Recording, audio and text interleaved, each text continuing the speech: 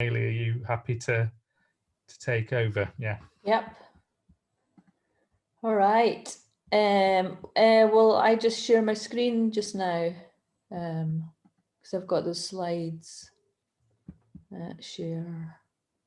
Do you want to sort of tag team this, Janie? Yeah. Yeah. Okay. Yeah. Okay. All righty. So yeah. So In Kind was a research project, or is a research project. It's kind of dormant at the moment, but it's a research project that used Glasgow International Festival of Visual Arts in 2018 as a case study to chart the hidden or below the waterline economies of the visual arts. So looking at unpaid labour, mutual support, favours and volunteer hours that go into making art festivals happen. And we were keen to challenge this apparently successful arts festival model, now rolled out across many major cities. We were wanting to look at how sustainable this whole approach really is. And it came about through conversations with a range of artists who had made it increasingly apparent that festivals like GI used an in-kind economy that is generally the sort of elephant in the room, while being endemic within the art scene in general. So yeah, I mean, I'll just go to the next slide. Oh God, is that not coming? This is where I can't work my slides. How annoying. Oh, there we are. So yeah, that's my first slide. So yeah, Ailie and I got together, and this slide is from an exhibition that I had in 2014, which was about the time of the independence referendum in Scotland, and it was in Edinburgh in an exhibition in a gallery. It was an artist sort of run space in an old job centre, which is ironic because it was the job centre that I'd used when I'd been an art student. So I felt like I'd come kind of full circle.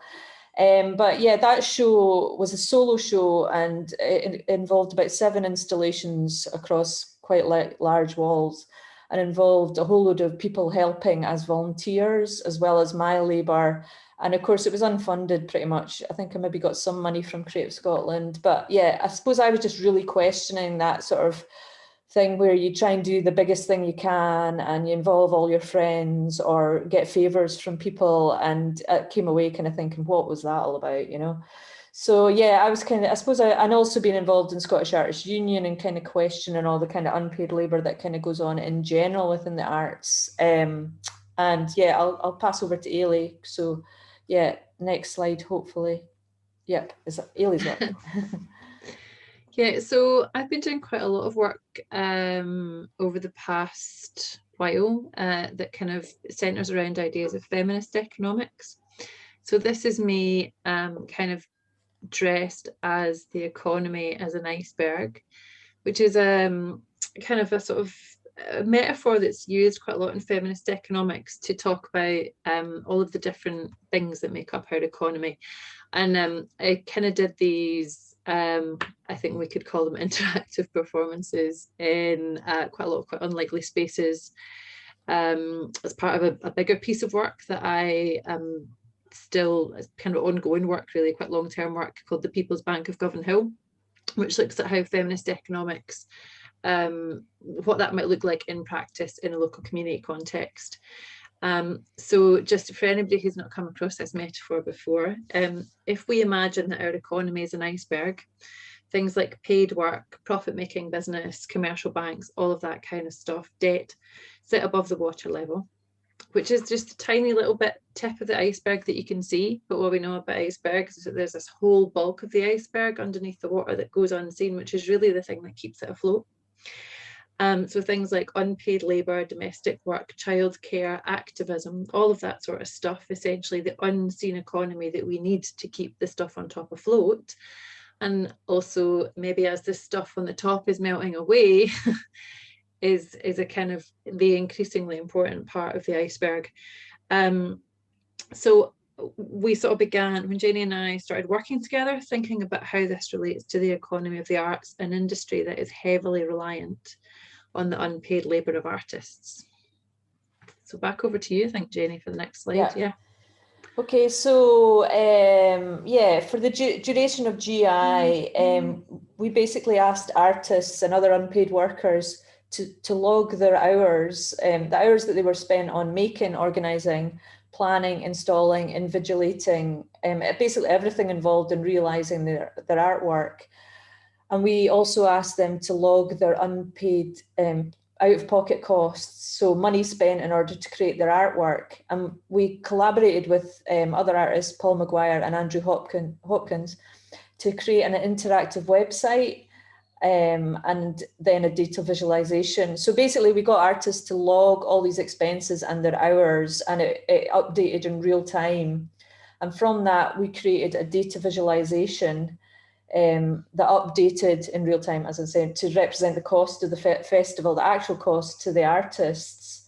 And yeah, what you see here in this image is a trolley that we created. So we had it in different venues around GI. This was at the CCA in Glasgow.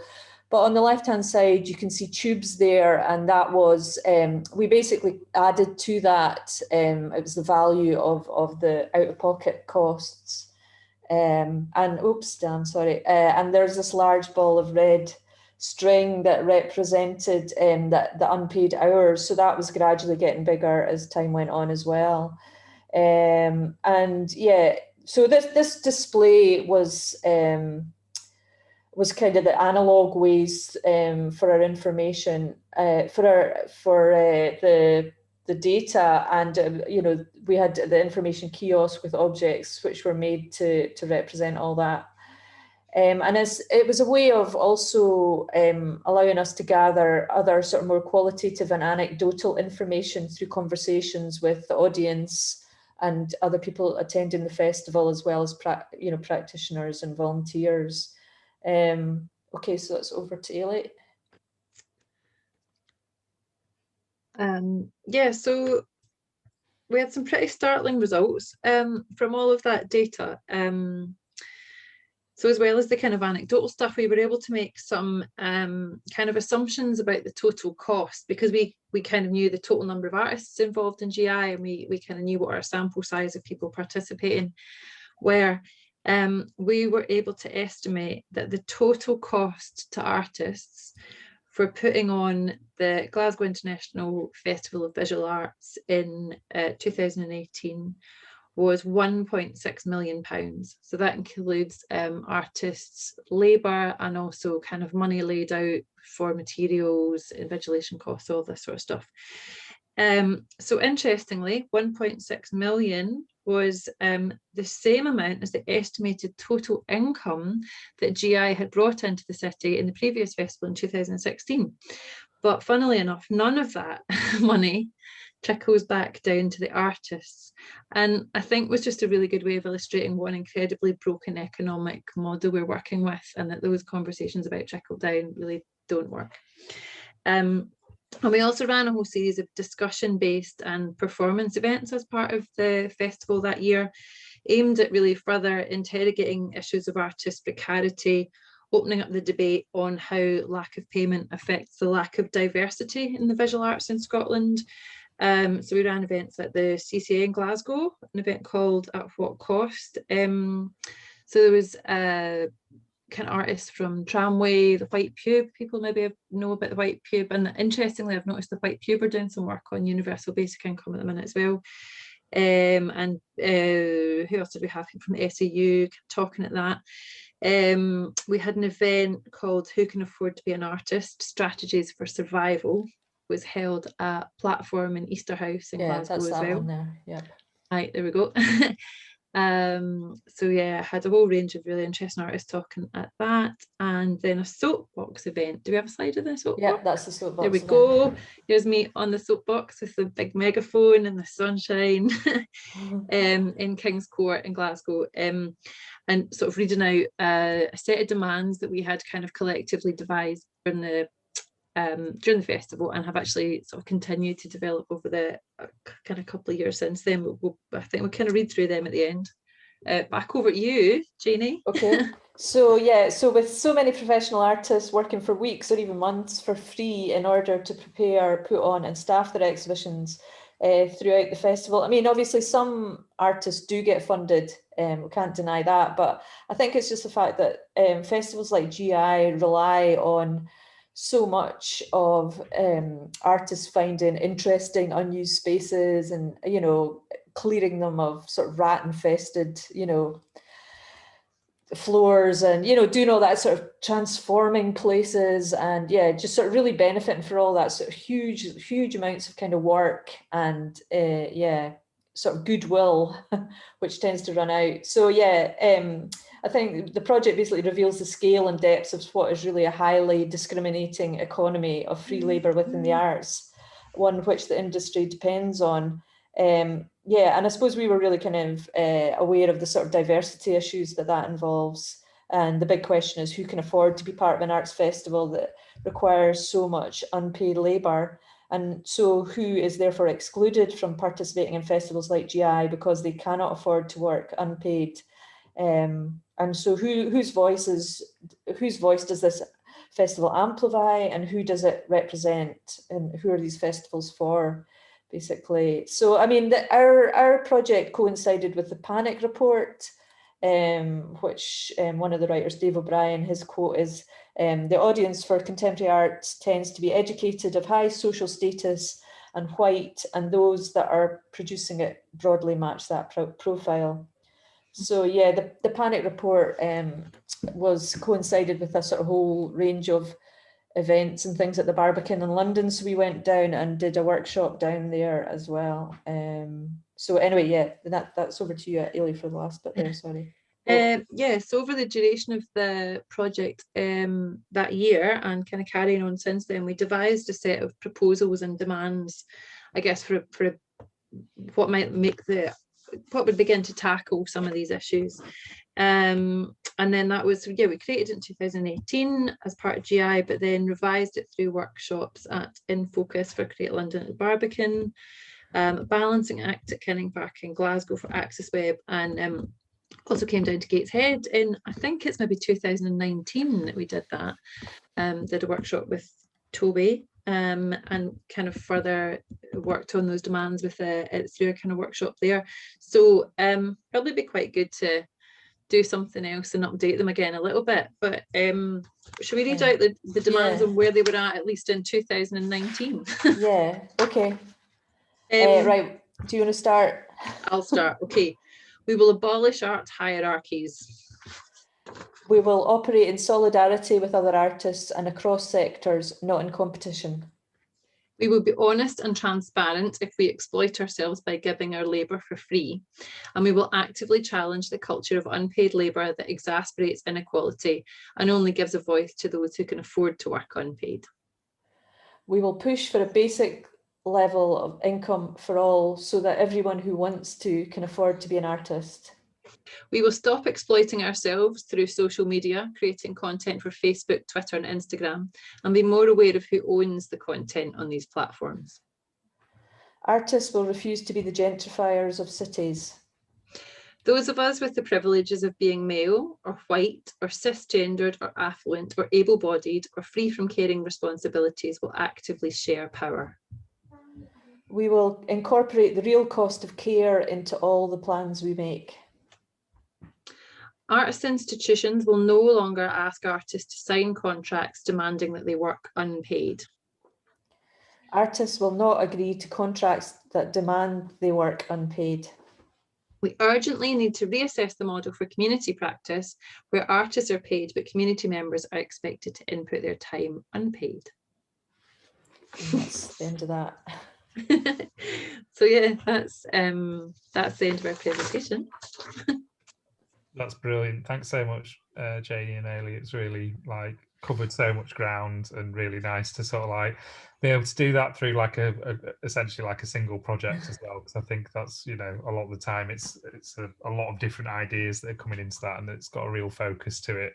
And great to hear that list of demands at the end as well. Nice little coming back to sort of Noemi's presentation at the start in terms of some rhetoric for us. So yeah, I mean, super interesting. I guess the kind of I mean, I'd love to open it up for questions as quickly as possible, but just to sort of do a quick sort of recap. So I mean, using this kind of like case study or this example of the hidden, I guess the public secret, we might sort of call it. It's like everyone knows that kind of like the art world exists on, I mean, there's the bottom of the iceberg, the kind of like the dark matter, the stuff that's not really recognized, and we all pretend that actually, it's kind of just this sort of like top thing, and actually your sort of tactic here is to kind of reveal that. And I like to, sort of be able to make a bit of a link back to what Alison was talking about there, to sort of just highlight the irrationality of an apparently rational system, even though you're coming at it more from a sort of, let's make work fair kind of thing, rather than sort of from maybe something about abolishing work.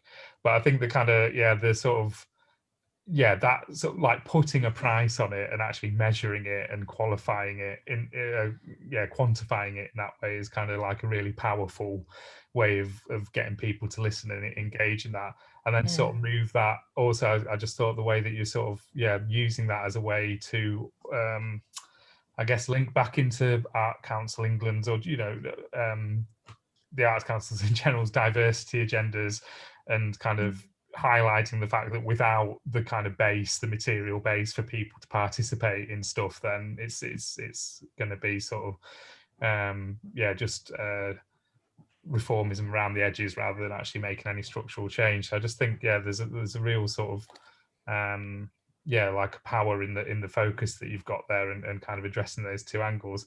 And I did want to kind of just ask you a little question about how that sort of list of demands has come about. So it's been through workshops and kind of, writing manifestos by kind of through co-production is quite difficult, isn't it? So what was the actual process? How did it come together in such a neat form? Shall I start answering that? I guess I'm trying to cast my mind back. I think so. We initially over the I can't even remember how long GI runs for. Is it like 3 weeks or something? We kind of devised a set of demands over the 3 weeks of the festival that I guess really came about as a result of a lot of the events, the discussion-based events that we had, and I think a lot of listening at those events. So some of the things that we presented, that other people had presented, the sort of audience discussions, and we just kind of pulled a lot of that information together. But then we did kind of subsequent workshops in other places where we gave people the list of demands and asked them to adapt and edit them. We've got actually quite a nice, maybe I've showed that slide as well, but we've got quite a nice sort of page of like different people sort of writing and scribbling out and changing these. So they have really developed as they went along. And the last one, the sort of community practice one, I think was an addition, wasn't it, rather than an edit? Yeah, I mean, so we also got the data visualization, which we haven't shown, was basically it was like you could watch kind of video, and so it was obviously a visual thing, but within that was quite a lot of input from artists, like quotes and things about how they felt about the way they were kind of inputting into the festival. And just, I suppose we got a lot of kind of feedback through that way. And I think just listening to artists as well about the kind of issues that they felt they had. So we had the workshops, and it did evolve over the different workshops that we did. And then so the last thing we did was a zine, wasn't it, that basically sort of compiled a whole load of stuff together, and it's on our website as a downloadable PDF. And you'd see the visualization. We might actually have some paper copies if anybody wants one. We could post them out if you get in touch. So it just it kind of evolved basically. No, that's great to know, and and it's just nice to go into the detail again, I guess, because if we're sort of sharing tactics or something, it's like, how do you start to pull that information out of people as well, or kind of like move to the demands? Because I don't know if Amelia might chip in on this as well, but to talk from with Black Dogs, the art collective that I was part of, we did a similar exercise as part of this No Soul for Sale event that the Tate Modern put on in 2010, and they asked loads of independent arts organisations to come and put on something in the Turbine Hall. We, as our contribution, tallied up all of the costs that had been and then when they asked us to do an event, or kind of like a kind of, they gave us the stage, we did a pub quiz, but the icebreaker question was how much money have the Tate saved by inviting all these like independent DIY art organizations.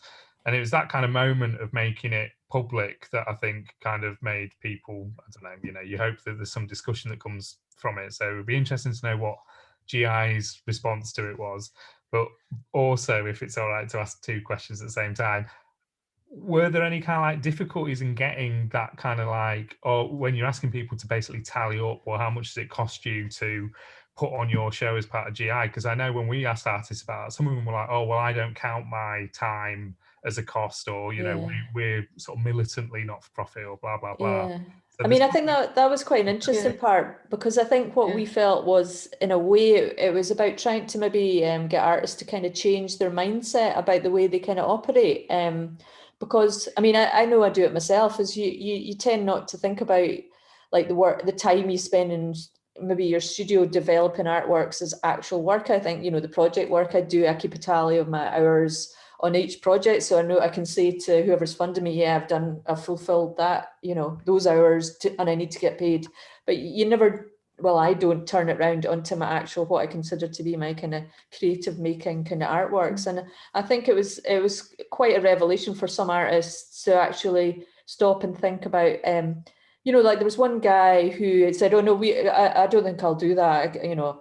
And, you know, through discussion, we said, well, so how long have you actually been working on this project for GI? And he wasn't, well, it's been evolving for about 2 years now, you know.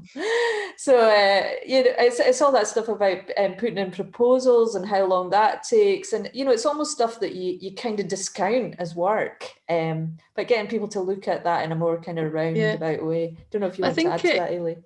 It is quite a difficult thing to quantify. I mean, one of the things that we did was we made it anonymous for people to input that information, which I think helped, because I think the other thing is that people don't actually want to talk about how little, or reveal how little they're being paid, because there's, you know, we live with that crazy notion that if you reveal that you're getting paid very little or nothing for what you're doing, it somehow feels of less worth. So people don't necessarily want to talk about it. I mean, it was very interesting that some of the like really quite high profile artists that we were speaking to were still being paid very, very little for their practice. But I think it's also difficult to quantify, because for most artists, I think, you know, your artwork is a passion. It's something that you actually want to do. And so I think it's kind of interesting in relation to the stuff that Alison was talking about kind of abolishing wage labour, or maybe abolishing wage slavery, really. In that, you know, making of art is kind of different because people want to do it, as opposed to, like, I don't know, going to work in a bar, which quite a lot of artists do in order to support their arts practice. It's not necessarily, I think, when you're talking about art, about freeing us from work. It's like freeing us from the other work that we have to do to support the work that we actually want to do. And but I think that's why it's so hard for artists to actually quantify these things. And like, how do you quantify thinking time? No, that's such good point. Sorry, Janie, were you going to respond to that as well? No, I was just reading the chat there. Sorry. I think there's just a lot of agreement coming about in the well, from Noemi and just general positivity about the project. So sorry, I'll pass on to Toby in a second, but just to sort of that second part of the question, or first part. I know it's annoying when people present things in that way. How did GI respond to it? I mean, I think GI, the way I described it was they were cautiously supportive, kind of inverted commas. So, I mean, basically we applied, you know, to put our project in GI, and they took us on board. And I think they were a bit worried we were going to kind of, you know, read the riot act at them, weren't they? But I think it's fair to say that we applied, we were quite... we were a little bit sneaky in our application. We didn't entirely lay out what it was we were going to do. We put in a proposal that certainly put us quite a lot of gloss on it. And then, you know, but I think the thing that was difficult with GI was that actually this project wasn't about GI, really. It's about the art scene, the problems that are endemic in the arts across Scotland and way beyond Scotland, you know. And we were trying to make a point about about the way the economy of the arts functions, but you know, and it's not even just about arts festivals and like who can continually going back to that question of who can afford to be an artist in a system that works like this. So you know, it was just really using GI as a case study, but I would say it did put a bit of fear into them. But interestingly, they did change their practices quite dramatically for the following festival. I have very mixed feelings about the changes that they put in place, and I'm not sure that they were necessary. You know, I would have liked to have more discussion with GI. I would have liked there to be more people from GI present at the discussion events and really engaging with it. But I think there was just a bit of fear there. And I think arts organisations, I don't know if you found this, Janie, but after I did that project, like any arts organisation that I worked with, as soon as I mentioned money, they would just like suddenly this look of fear would come across people's faces. So, yeah. Did you find that, Janie? I don't know. I mean, I think it is interesting. I think that it's interesting that we, you know, the whole thing about the in-kind economy, you know, it's so much a part of how, I mean, I have never applied to Arts Council England, but the Creative Scotland, when you apply, there's, you know, a whole column within your budget where you have to put in your in-kind, as if it's something really great. You know, it's like, you know, all this sort of, the arithmetic is based around, you know, projected figures and in-kind figures and all this kind of stuff, and it's almost like nobody's ever actually questioned the in-kind figures. It's like, what the hell is that there? That's goodwill. You know what I mean? It's like, that's favors. And it's it's kind of something that doesn't exist, you know. It's a fictional column in a budget, but it's like, just like, it's taken for granted that this is what you should do. So I think we really kind of question that a bit, you know, that, you know, why is I mean, it's so built into the economy, isn't it? And the accounting, the ways of accounting for the arts. So I just had to fill in a Creative Scotland end of project report just this week. And, you know, one of the questions is, how many volunteer opportunities did you create through your project? And, you know, like I refuse to do that now. And so the answer to that is always zero, but that's kind of seen as a negative in terms of accounting terms if you didn't exploit anybody as part of your project, you know. And I know it's kind of very similar in, well, certainly with the Arts Council England, but even with Heritage Lottery, and you know, it's expected that volunteering is kind of goodwill. Toby, did you have a sort of a question or a comment to make? Yeah, I mean, I guess I just wanted to say that I think the real power for the project for me is that, like, it you know, it's not necessarily just revealing the amount of unpaid labour which you know, which goes on to non-artists, because I think that is a problem. I think that the wider public just think that artists have a great time doing whatever they want, and like, I think someone said to me, "Oh, it's like a holiday every day for you." But I think, like you were saying, that thing that, you know, people just don't actually, it's either you know, an active, you know, deliberate amnesia not to think about how much you're exploiting yourself and your friends just in order to do it, but also it's that, you know, but it kind of creates that really interesting tension where we kind of like, do we want to capitalize the work which we do out of love? You know, do we want to get paid for the thing? You know, it's like being asked to get paid to mind your own children or look after your mum or something like that. It's kind of like, would being paid to do that, you know, negate the value you get from that?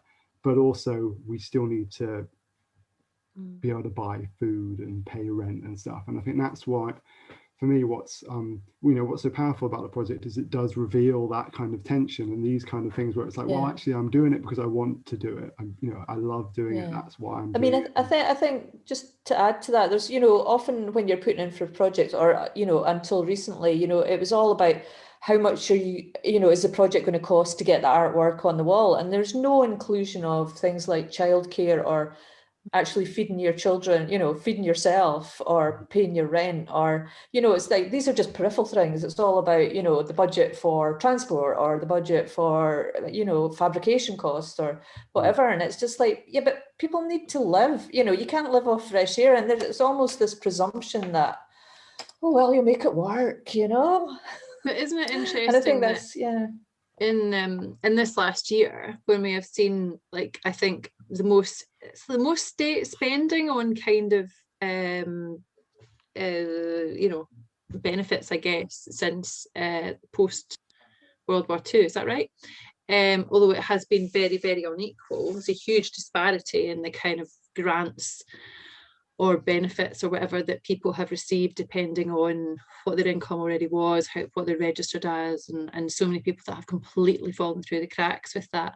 But I don't know if this was the same in England, but Creative Scotland this year released these, or last year, it's ongoing, released these bursaries that basically, if you could prove that you were if you're a creative practitioner and you were doing something that was of benefit to the arts and culture in Scotland, you could get these bursaries that would allow you to continue your practice in some form, because they recognised that so many people were struggling. And I just think that's really interesting, and just wonder whether is that a new model? Like, could we be looking at that? Could we stop this idea of artists all having to work in competition with each other for big pots of funds, and just make sure, you know? And it almost was like, there was a talk for a while, I don't know where this is going, Janie will know more because she's more involved with the SAU, but there was a talk at one point of the Scottish Government actually looking to trial UBI within the arts sector, because it was so recognised that we were possibly going to be without any artists by the end of the COVID crisis if there wasn't some kind of an intervention.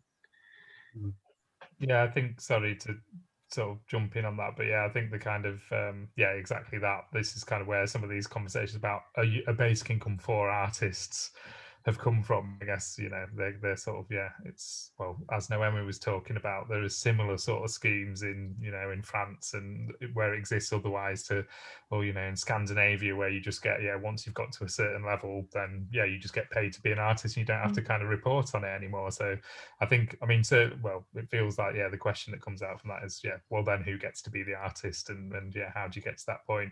I mean, the other question that I just thought, you know, is a point that's worth kind of, for me, bringing up anyway, so step out of chairing mode for a second, is just that sort of like, also what the project's doing is mapping yeah, unpaid labor, but perhaps in a very positive way, and sort of saying, okay, well, this is what's sustaining the kind of the art world, this is the, again, the sort of dark matter.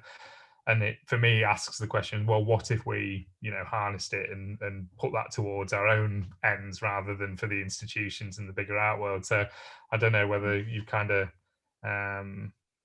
yeah, in the other way, in the People's Government Bank kind of model, or kind of the other things that you were talking about, whether there's another way of looking at as, rather than, isn't it awful that we're self-exploiting, rather than sort of saying, well, look at all this great stuff we do, why are we giving it to, you know, what if we yeah, put it to our own ends or did something with it? Well, I guess a lot of the, you know, sort of the idea of feminist economics is about a kind of fundamental shift in where we place value. Really, you know, that's at its core. I mean, you know, it's basically, you know, it's a critique of the capitalist system, which is essentially the problem here, you know.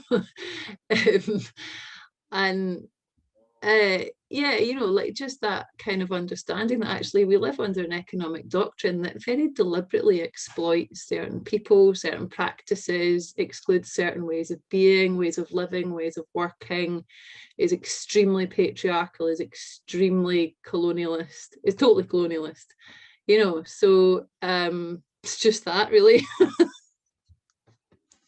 And I guess, but I suppose, you know, again, to think about, yeah, the feminist economics model or community economics model as a sort of like a world building, yeah, sort of, you know, and thinking about, well, what is the other world that's possible that we could imagine by, yeah, diverting all of that resource that's being, I guess, like, yeah, just eaten up by institutions and other places, and they're, you know, sort of creaming off the top of it. I mean, I think it would be lovely to be able to, you know, continue that discussion at some point. But is there any kind of other questions or comments, or sort of doesn't have to be anything complete or profound. It could just sort of be a feeling or something that people have come away from today with. Ailee has asked, is there a name for the French system? Yeah, intermittence. Is that right, Noemi? Great. Yeah, intermittence. Yeah, okay. I know there's a someone who came to, who I can't remember her name, or I won't pronounce it correctly, who came to one of the previous events which we did, has done, she's French and she's done a podcast on it. so I can send that out to the mailing list. I don't know, and this is a perfect segue. If anyone wants to be added to the mailing list, if you just either put your name in the chat or your email address in the chat, or email it to, I'll put our email address in the chat. Okay, that's great. I mean, it feels like we're sort of wrapping. You know what? I don't want to kind of cut people off prematurely. No, Emmy, did you have something to add in there? Sorry. I have one thing that I would be curious if there would be any public interest from, you know, artists at the top to take part in this, because in France, intermittence basically pays for itself, because the taxes that are being generated by artists go in that flux. So, for example, it was scandalous when fucking Depardieu, already he's a creep, he got Russian citizenship, and because so he could evade those taxes. And I think he comes from a working class background. Everybody was like, whoa, you wouldn't have gotten to that place had you not had that support. So I'd be curious if anybody would ever interviewed or asked the Damien Hirsts of the UK if they would be interested in taxation because for me that's just like, obviously the arts are not created, you're not, everything is collaborative. Sure. Ailee, did you want to respond? Yeah, just wanted to ask a wee question, really. Well, to Noemi, but anybody else who might be able to answer this. I've put it in the chat, but does anyone know? I've asked this question a few times of artists who do or have lived and worked in places that have had sort of universal state funding for anyone who is able to declare themselves as an artist. And I'm never very sure where the line is and how you get to be that person. But what happens if you're really critical of the state? If you make work, I mean, like if you make work as an artist that's critical of the state, will you still receive universal state funding for your practice? Does anyone know? Probably depends on the state, right enough, but how did that work in, like, because former Yugoslavia, when they used to do, you know, artists were sort of state sponsored, weren't they? But don't know. Anybody know? It's a good question, I think. I don't know. Does anyone know? I mean, that's kind of one of the criticisms of the sort of communists sort of art system of artists, is that they did have state-funded artists, but then they couldn't obviously be critical of the state. You know, it's that kind of that's what the sort of regime they lived under, and however you want to kind of look at that. But yeah, I mean, there's places like Ireland, obviously, that does a lot more in the way of kind of state-funded artists, I think, currently, and I think maybe Scotland is looking towards some of their models. But yeah, you have to kind of be recognised. Different to the Arts Council. How is that? The Arts Council is basically state-funded, even though the money doesn't come from taxes; it comes from the lottery. But it's still no. It is. Yeah, it's state funding for the arts, isn't it? Well, in the UK, for all one might criticise the BBC, they do have a lot of content that takes the piss out of the government and the state. To a certain extent, anyway. Yeah. I mean, that's a really... the danger of that getting removed, but it's still there at the moment. I think we're getting onto a conversation there about the ability for whatever recuperating institutional critique, and again, well, certainly, in terms of the in-kind project, it's kind of like, actually, for Glasgow International, I wonder if it's like, well, we're so radical that we actually commission someone to kind of like, show up this kind of underpin. There's always a way of that institution, to kind of make something from it. Also, we certainly found that when we, with our Tate experience, they basically made it out that we'd, they were sort of in cahoots with us. But anyway, I think let's kind of, pick up on some of these themes and stuff. Actually, what's come out of this series of talks, thank you to the three of you. They've been brilliant, different, diverse, but also loads of interconnecting themes, really presented very generously and kind of quickly and with clarity, and I really appreciate that. So thanks Noemi, thanks Alison, thanks Janie and Ailee. It's been a pleasure to hear about it. And yeah, I guess, you know, in future we're kind of, I mean, well, we could, you know, if anyone has got a kind of project that they would like to bring up now, we've still got a few minutes. But we're, you know, I would like this to sort of, this series to sort of build on the last one. So if there's anyone that's here that would kind of like to talk at the next one, it doesn't have to be your own practice or something that you've done, although it's obviously great to hear from people that are doing it. It could just be something that you've seen or something that you've heard or something that you think could be used to sort of broaden and widen this discussion about universal basic income. So I would like to sort of just see it open up a little bit more from people that are already engaged into that, into maybe some sort of more speculative stuff. I mean, this idea even about yeah, getting Grayston Perry to put his money where his mouth is, or, you know, knocking on Damien Hirst's door or something, I could see that becoming a project in itself. So it'd be lovely to, you know, just keep the flow going and get people to, you know, sort of think about how, what they could bring to the next one, whether it's something that's really specifically about universal basic income, or I think even with, you know, Alison, Ailee and Janie actually saying, you know, well, ours is more about value, or it's not about basic income per se, but actually it's really useful to bring it to the floor and allow us to get some different perspectives. So thanks for that, and yeah, either email me or Toby, or sort of get in touch if you've got any ideas, or you know someone who knows someone who might sort of be interested in coming along. We'll put the recordings up from this onto the YouTube station fairly soon, so if you want to sort of share it with anyone afterwards, then you can do that. So yeah, is there any sort of final questions or comments from anyone, or anything that people sort of came along to share? It doesn't necessarily have to be related to what we've talked about. It could just be something that's on your mind. Ailee? Sorry, I just popped in because I've had kids in and out, so I couldn't put my camera on. But I just want to introduce myself and just say that I run an arts festival called Glasgow International Arts Festival. So we're trying to do something very different from GI and start some conversations about UBI hopefully this year. So just to say hello to you, Janie's on our advisory committee as well. So just wanted to say thank you to everybody. Thanks, Ailee. And is it something that, I mean, would it be something that you'd be interested in presenting at one of these sessions? Is it sort of in well, terms I'd love to put on an event like this, a discussion event. Hopefully, yeah, it'd be great to host something like this if that was an option. Well, yeah, certainly, you know, let us know a little bit more about it, and even if it's, you know, something fairly embryonic or, you know, sort of related, that's all good for us. Excellent. Okay.